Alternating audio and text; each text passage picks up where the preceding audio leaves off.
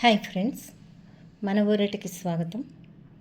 నేను ఈరోజు మాట్లాడదలుచుకున్నటువంటి ఒక రకంగా నేర్పించాలి అనుకుంటున్నటువంటి విషయం ఏంటంటే, ఒక అద్భుతమైనటువంటి విన్యాసం చేసేటువంటి 2 అక్షరాలు కలిగినటువంటి ప్రేమ. ఈ ప్రేమ అనేది ఇద్దరు వ్యక్తుల మధ్య మొదలవుతుంది. ఇద్దరు వ్యక్తుల మధ్య మొదలైనప్పుడు శరీరాలు వేరుగా ఉండి వారి యొక్క మనసులు ఏకమైన నాడు అంతా కూడా సంతోషంగానే ఉంటుంది.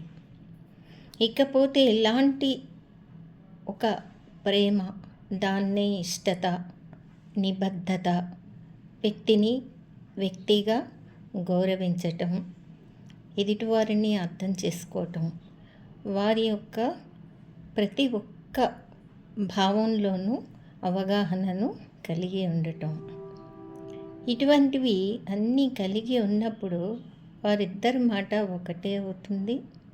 వారిద్దరి యొక్క ప్రయాణం ఒక దిశ వైపే అవుతుంది. వారిద్దరి ఆశయం అనేది కూడా ఒకటే అవుతుంది.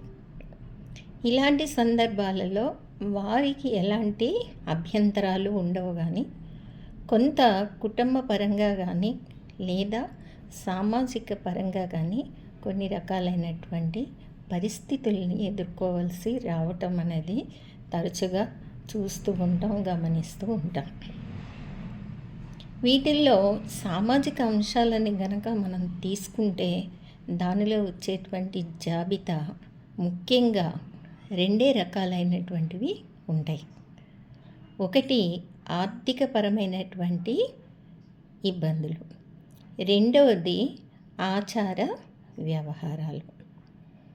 ఒక స్థితిలో పెరిగిన అటువంటి వాళ్ళ యొక్క లేదా ఒక వర్గానికి అనుకుందాం, ఒక వర్గానికి చెందినటువంటి వ్యక్తులు భాషాపరంగా కానీ పద్ధతుల ద్వారా కానీ ఒకరితో ఒకరు చాలా వ్యతిరేకమైనటువంటి దిశలో ఉండటం, అలా కూడా కలిసి ప్రశాంతంగా జీవించటమే మన భారతదేశంలో ఉన్నటువంటి ఏకైక విశేషమైనటువంటి ఒక విధానం.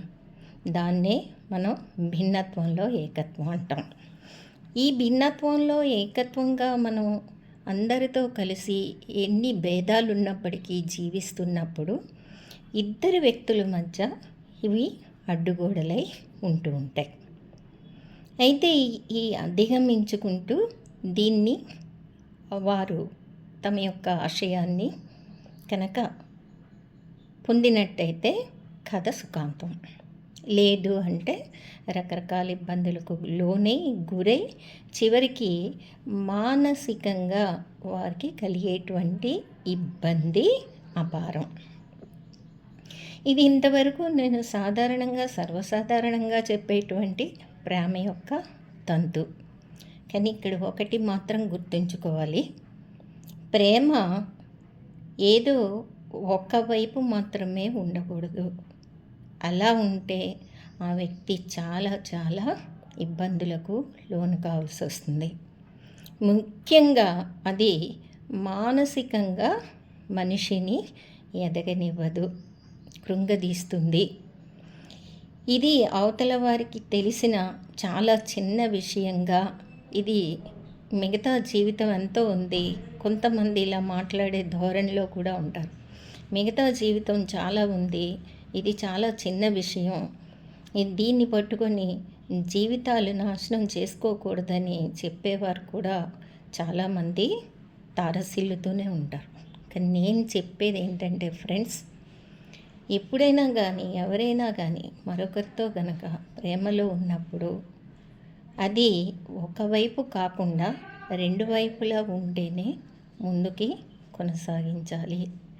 లేదు అనుకుంటే దాన్ని ఎంత తొందరగా కంట్రోల్ చేసుకోవటము అంటే వారిలో వారే దాన్ని నిషిద్ధం చేసుకుంటే అంతగా వారికి సుఖం అనేది వస్తుంది. ఈ ఫాలోఅప్తో, ఈ ప్రేమ అనేటువంటి ఫాలోఅప్తో ఇప్పటివరకు చెప్పింది ఇంతవరకు కొన్ని చోట్ల ప్రముఖంగా జరిగేటువంటి ప్రేమ విషయం గురించి చెప్పినటువంటిది. ఏ రకంగా మానసిక స్థితిని మానసిక ఆరోగ్యాన్ని జాగ్రత్తగా కాపాడుకోవాలి. ఎదుటివారి యొక్క కంట్రోల్లోకి వెళ్ళకుండా మనల్ని మనం రక్షించుకునేటువంటి ఒక విధానం మీకు చెప్పడం జరిగింది. మళ్ళీ నెక్స్ట్ వీడియోలో ఇప్పుడున్నటువంటి ప్రేమ ఏంటి, అది ఎలా రూపాంతరం చెందుతుంది అన్నది మనం చెప్పుకొని నేర్చుకుందాం ఫ్రెండ్స్. ఇది కనుక మీకు నచ్చినట్టయితే ఊరట ఛానల్ని సబ్స్క్రైబ్ చేయండి.